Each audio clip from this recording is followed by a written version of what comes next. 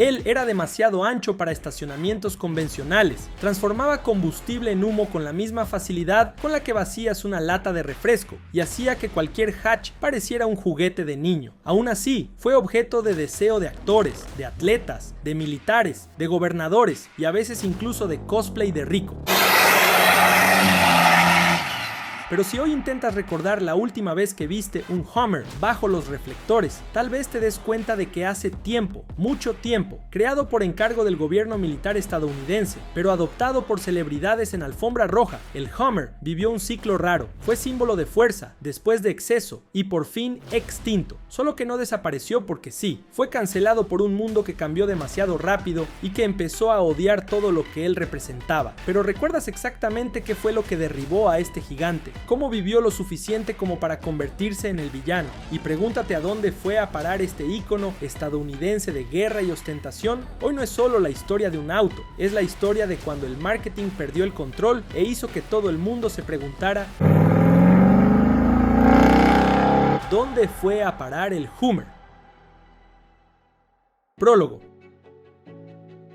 A finales de los años 70 y comienzos de los 80, el mundo estaba inquieto. La Guerra Fría todavía proyectaba su sombra sobre la geopolítica global. El petróleo era una moneda de poder y Oriente Medio una bomba de tiempo. Estados Unidos tenía la mirada puesta en cada centímetro de desierto y cada gota de influencia. Quería más que nunca vehículos que pudieran soportar cualquier cosa: clima, terreno o guerra. En el mundo civil, los autos vivían una especie de reconstrucción. La crisis del petróleo del 73 había quebrado la confianza en los gigantes, con motores V8 y consumo desenfrenado. Los fabricantes empezaban a hablar de economía, aerodinámica y tecnología embarcada. El mundo comenzaba a enamorarse de autos más pequeños, más racionales, más eficientes. En esa misma época nacía el primer BMW Serie 3. Audi presentaba su sistema 4 con tracción integral permanente. El Mercedes-Benz Clase G ganaba espacio como SUV militarizado y el Jeep seguía siendo para muchos el sinónimo máximo de vehículo off-road. Mientras tanto, AMC trabajaba en silencio junto con el gobierno militar estadounidense en un proyecto que no era ni racional, ni pequeño, ni liviano, sino un monstruo, una propuesta inédita de vehículo militar con tracción integral, suspensión independiente y capacidad real para atravesar entornos tan inhóspitos como el centro de un conflicto mundial. Es decir, iban totalmente en sentido opuesto al resto del mundo. Fue en esta encrucijada de contextos donde nacía el Humvee, y sin saberlo, junto con él nacía también una futura leyenda del marketing automotriz, el Hummer. Si está gustando de este video hasta ahora, me ayudará mucho que dejares un like. De arma militar. AM General no era una desconocida en el ramo militar. Desde los años 50, la empresa ya había suministrado camiones pesados y vehículos logísticos para el ejército de Estados Unidos. Pero el desafío que llamó a su puerta a finales de la década de 1970 era diferente. No se trataba solo de crear un nuevo medio de transporte, era una responsabilidad mucho mayor. Tenían la oportunidad de redefinir cómo se movería el ejército estadounidense en las guerras del futuro. El Departamento de Defensa lanzó una licitación con exigencias severas. El nuevo vehículo necesitaba ser liviano, pero extremadamente resistente, capaz de enfrentar el desierto, el pantano, la nieve, el calor abrasador y el barro profundo. El HMMWV debía sustituir no a uno, sino a varios vehículos diferentes: jeeps, camionetas, patrullas tácticas e incluso ambulancias de pequeño porte. El resultado fue el M998 Humvee, presentado por primera vez al gobierno en 1980. En sus pruebas en el desierto de Nevada, el prototipo sorprendió. Tenía tracción 4x4 permanente, carrocería de aluminio para reducir peso y resistencia a la corrosión, suspensión independiente en las 4 ruedas con brazo doble y frenos de disco montados en el eje central, una solución poco común que protegía los discos y facilitaba el mantenimiento en el campo de batalla. Su desempeño era funcional y directo, equipado con un motor Detroit Diesel Cunto 86.2 atmosférico. Entregaba cerca de 150 150 caballos de potencia y un par respetable a bajas revoluciones. La caja automática llamada TH400 de 3 marchas derivaba de autobuses escolares y curiosamente no tenía posición park, obligando a los soldados a usar el freno de mano mecánico, más seguro para retiradas rápidas en zona de combate. La suspensión era un espectáculo aparte, la delantera y la trasera usaban exactamente el mismo conjunto, lo que reducía el stock de piezas de repuesto y aceleraba el mantenimiento. El chasis en perfil de escalera, los diferenciales bloqueables y la geometría amplia garantizaban una movilidad inédita para un vehículo de ese tamaño. Su estructura interna incluía un túnel central elevado, diseñado para transportar munición, equipos médicos e incluso heridos. Sus faros venían con sistemas de blackout, iluminación tenue, ideal para uso nocturno sin delatar la posición al enemigo, y con el tiempo empezó a recibir kits de blindaje, como el Frag Kit 6, con capas de Kevlar y acero que añadían más de 400 kilogramos a la carrocería y exigían incluso motores eléctricos para abrir las puertas, de lo pesadas que quedaban. Su tanque, o mejor dicho, sus tanques, 2 depósitos interconectados, tenían capacidad conjunta de hasta 159 litros de diésel. Un sistema llamado CTs permitía que los neumáticos se inflaran y desinflaran en movimiento por medio de un compresor accionado desde el panel. Esta tecnología permitía adaptar la presión de los neumáticos al tipo de terreno, lo que representaba una ventaja táctica fundamental en suelo enemigo. El vehículo podía atravesar inundaciones de hasta 76 centímetros sin snorkel, escalar rampas de 60% de inclinación y soportar ángulos laterales de hasta 40 grados. Su distancia al suelo era de 40,6 centímetros, casi el doble que la de un SUV promedio moderno. Con esas credenciales, el Humvee fue adoptado oficialmente en 1983 y 2 años después ya se producía en masa, pero fue en 1991 cuando el Humvee se convirtió en una leyenda. Durante la Guerra del Golfo, cerca de 20.000 unidades fueron movilizadas. La imagen del vehículo cruzando el desierto de Kuwait se volvió sinónimo de presencia militar estadounidense. Incluso con el avance de la guerra moderna y la aparición de vehículos blindados más especializados, el Humvee siguió siendo utilizado extensamente en los conflictos de Afganistán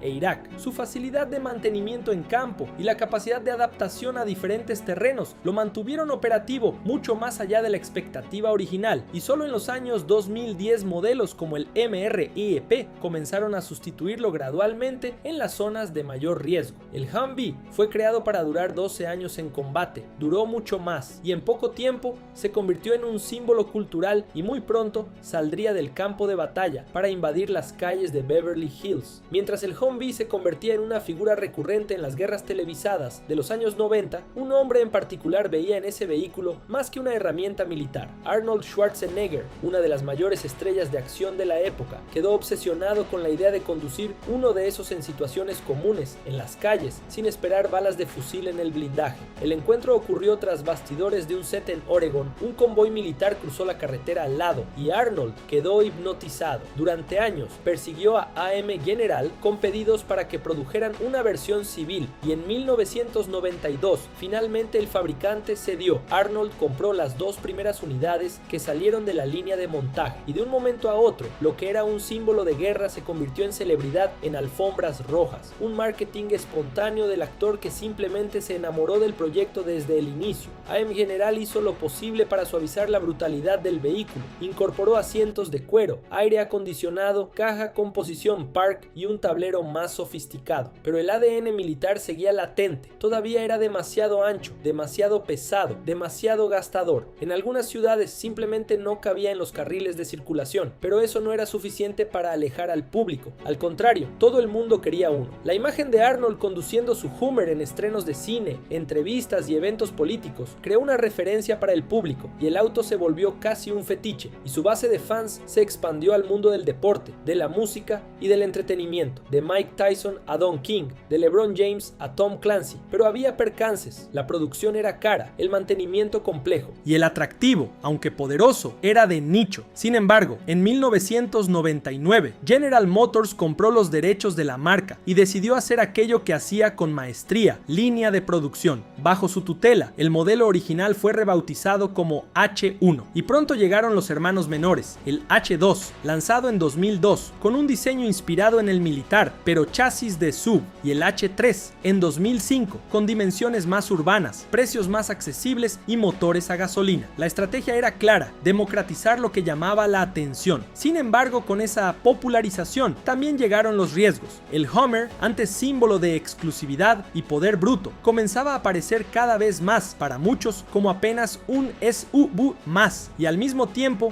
el mundo giraba. El debate sobre el consumo de combustibles fósiles se intensificaba. El planeta comenzaba a buscar soluciones sostenibles, y el Hummer, uno de los mayores devoradores de combustible del mercado, colocaba algo sobre su capó y levantaba cuestionamientos persistentes. La pregunta dejaba de ser ¿quién quiere un Hummer? Y pasaba a ser ¿en serio vas a comprar eso? Pero para entender perfectamente cómo el modelo pasó de héroe a villano, tendremos que volver a 2002, cuando hizo su debut. A Hummer is not for everyone. Now you're wondering why am I so happy, right? Well, let me tell you why. Because of this. El ascenso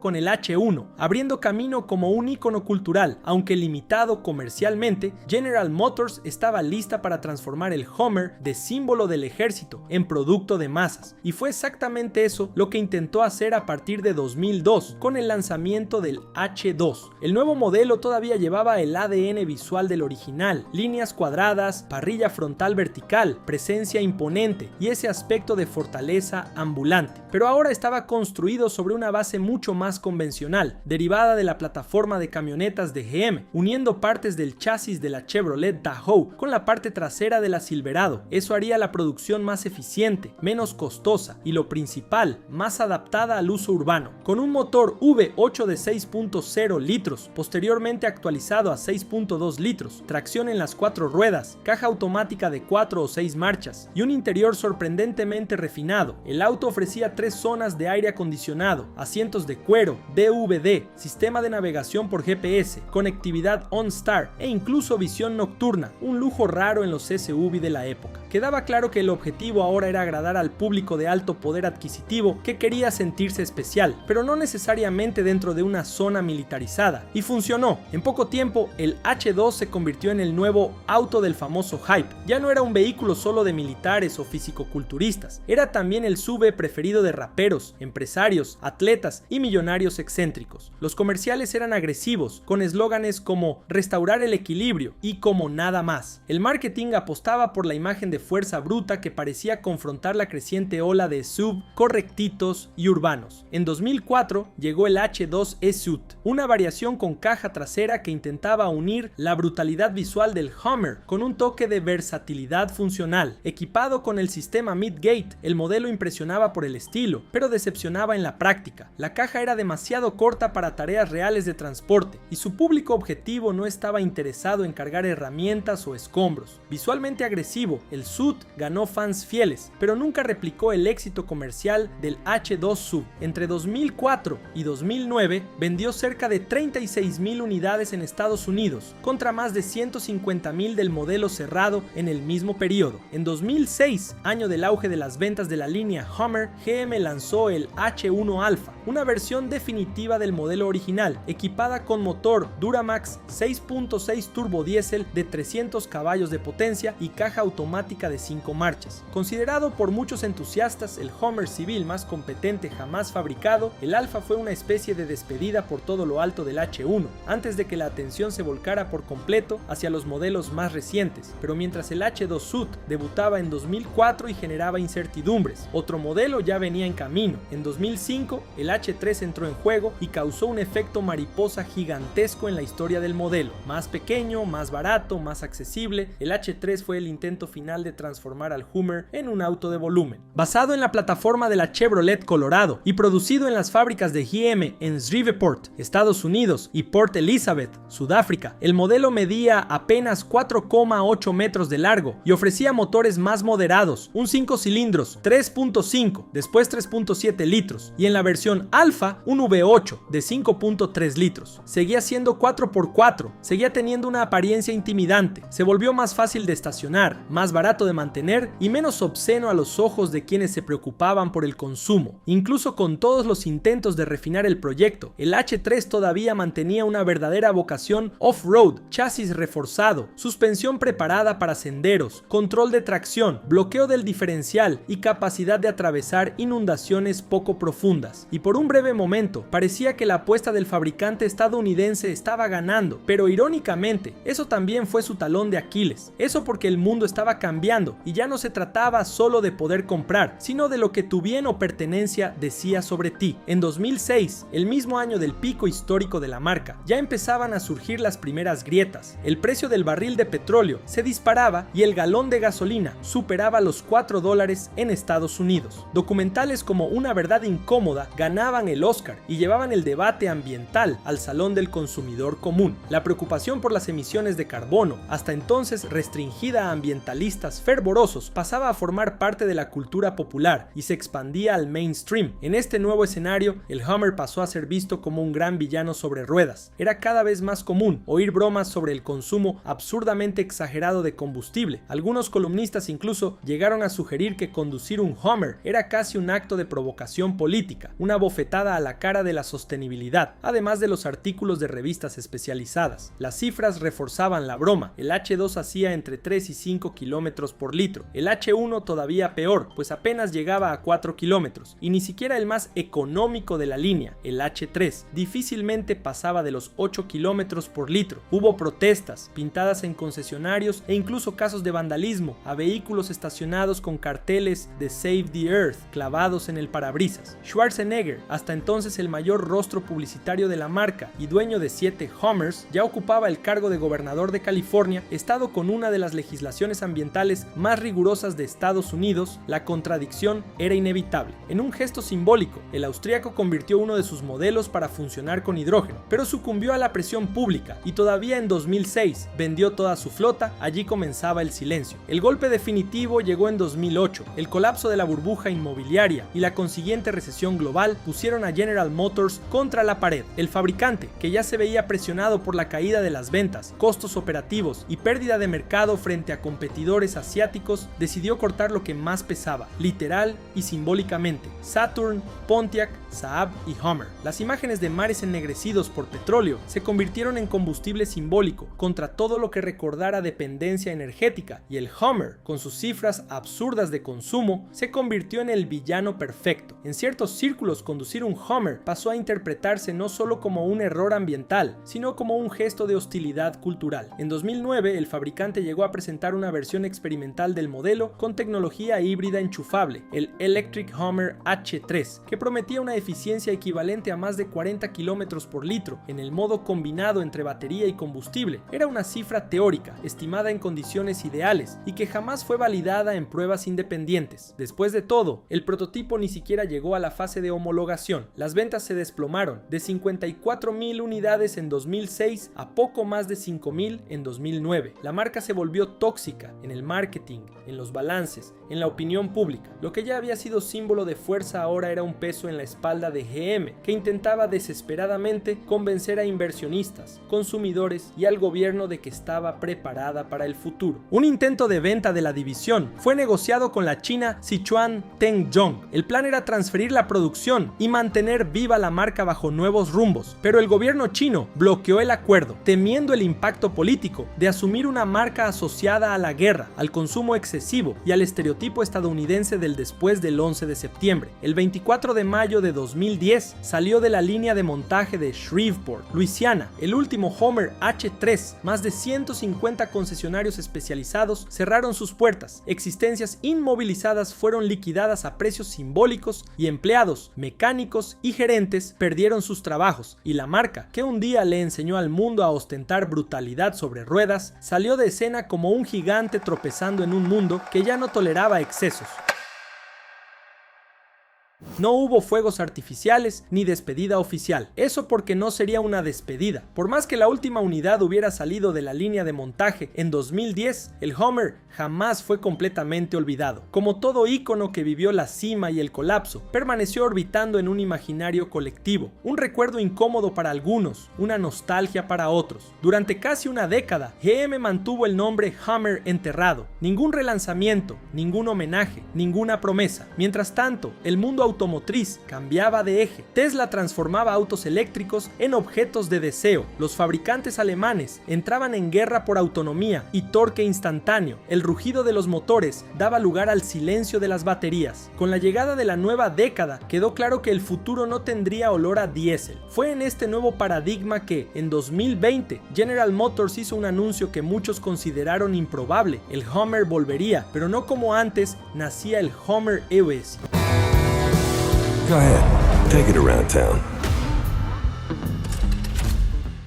Bajo la bandera de GMC, la fábrica presentó al mundo un SUV y una pick-up eléctrica con cifras que rozan lo surrealista. Hasta 1000 caballos de potencia, 1500 Nm de torque, aceleración de 0 a 100 km/h en cerca de 3 segundos, dirección eléctrica en las 4 ruedas con giro trasero, suspensión neumática adaptativa, modo crab walk, donde el vehículo literalmente se mueve en diagonal, y el sistema Ultium, una plataforma modular de baterías desarrollada para alimentar la nueva generación de vehículos eléctricos del fabricante, pesando más de 4,5 toneladas, con autonomía entre 480 y 560 kilómetros. El Hummer EV no pidió disculpas por el pasado, simplemente pasó la página y siguió adelante. El diseño mantuvo parte de la herencia visual, parrilla con 7 ranuras, perfil cuadrado, guardabarros anchos, mientras que el interior ganó una propuesta más tecnológica, con pantallas de 13 pulgadas con realidad aumentada, asistencia de conducción autónoma, comandos por voz y asientos con calefacción y ventilación. El nuevo modelo todavía incluía recursos de utilitario real, capacidad de remolque de hasta 7500 kilogramos, opciones con protector de carrocería inferior, neumáticos de 35 pulgadas y modularidad para uso en expediciones. A pesar de mantener el nombre, el nuevo Hummer no era una continuación, sino un renacimiento, una nueva propuesta para quizá un nuevo público, ya que el original formaba parte del pasado. Si te gustó este vídeo, en solo 5 segundos